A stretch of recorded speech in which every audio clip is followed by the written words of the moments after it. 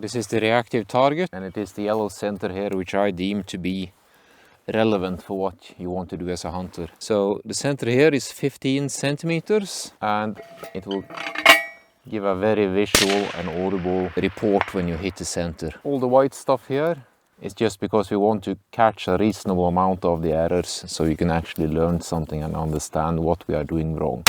Ideally, your mistakes should be along this line basically, because the wind call should be the only factor that you are messing up. Elevation, that would usually be you doing something wrong or you not using quality components. And this is the long rifle proficiency target. Now it's one shot, 1 minute, and you have to hit this target on demand. The total size is 35 and you have 1, 2, 3, 4 circles. Now the inner circle is 7.5 centimeters big.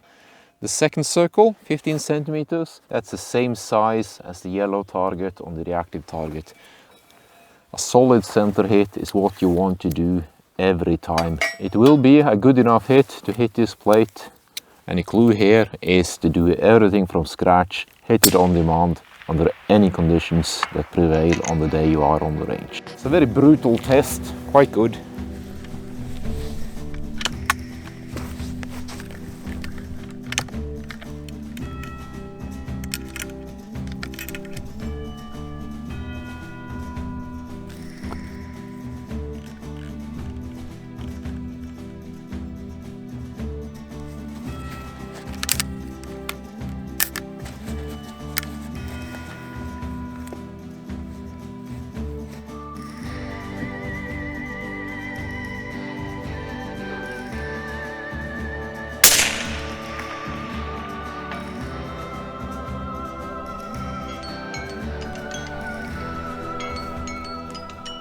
Not the most fluid test, but we were able to work through all the problems and we were able to deliver a good hit on the target. And I believe that is very important for a hunter to understand that you are not shooting for score, you're not trying to reach for a higher set of points, you are rather trying to raise the floor and up the performance that way. So the lowest level where you will be steady and deliver on-demand performance. That's what's going to be interesting for you. If it's a perfect hit, who cares? And your job as a hunter is to be steady, whether the animal is very close or at a longer distance. Badass shot. The most important thing is to deliver consistent, good shots that will kill the animal without any unnecessary suffering. So for a couple of years now I have consistently demonstrated how to achieve these results with pretty basic gear. And just out of spite, I filmed the last 2 seasons with the lightest, most unsuitable quality rifle I could find for the job.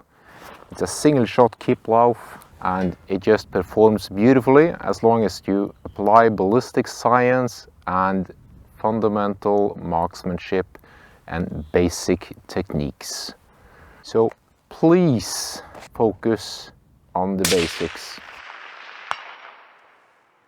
I've spoken at length about the importance of being straight behind the rifle. That means I'm squaring up the chest towards the target, hips and legs follow, and when I look over the rifle, I'm looking right at the target. So when I line up on target and rest, I'm straight on target. When I close my eyes, I open the eyes, and I'm on the same place. That means my position is correct and the rifle will naturally be on the center. And when I grip the rifle, I start by placing the finger. Now be very careful if you haven't done this before, and don't practice with ammunition in. Once that is correct, I'll let the hand fold in where it needs to be, and the thumb will find its place. And now I'm hooking into the rifle and bringing it back to my shoulder. And I'm looking at the wind, and I can see my dart, and it's moving left to right. As I am using quality ammunition with a hollow point that contains a homing device, I really don't have to aim. I'm using a high BC bullet, which makes the aiming very simple, and all I have to do is acknowledge that left to right mirage and I will hold towards the edge of the vitals, and I will simply let the bullet drift into the target. So that was a center. Perfect for elevation. The wind was a bit stronger than I anticipated. But still, I'm only 7 centimeters off the mathematical center, so it's a very good hit. Now, I know a fair amount of you are into gear and you want me to talk gear. I'm not really going to do that, but rather we will demonstrate what is possible with the properties inherent in the gear I use. So you can look for the same properties and have the same success, because it is basically a science. But of course, if we don't shoot Lapua, Blaser or Kalles, we will never be friends. With smart equipment choices, you will be able to do exactly the same. It is very, very repeatable. Now, I've shown you how easy it is to hit the target when you make the smart equipment choices. Just to illustrate, I'll use the same rifle. Show you what it looks like when I make bad choices. So now I remove a quality ammunition, I remove a competent scope, and I remove the silencer. So I will have more recoil, I will not have the same flight characteristics in the ammunition, not the same consistency, and I will not have a BDC that gives me absolute control over the trajectory. So this is my 6.5 by 57R, loaded with modern bullets, absolutely perfect, just as good as my 6.5 55. I have a quality scope, 8x50 fixed power, no BDC, and I have no silencer. I am just as familiar with the trajectory on this barrel.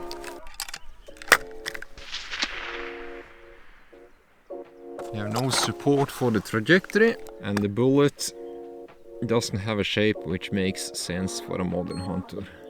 So I'm applying the same skill, same knowledge, same technique, same quality of the rifle, same quality of the barrel. I have the optical quality in the scope, and I'm sighted at the same distance as the other barrel, but I have no way to manipulate, so I have to hold over. Didn't even hit the target. So I managed to hit the big target on the second shot.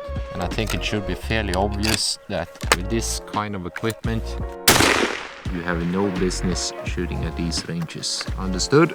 Even if I know where to aim, I'm not even remotely consistent.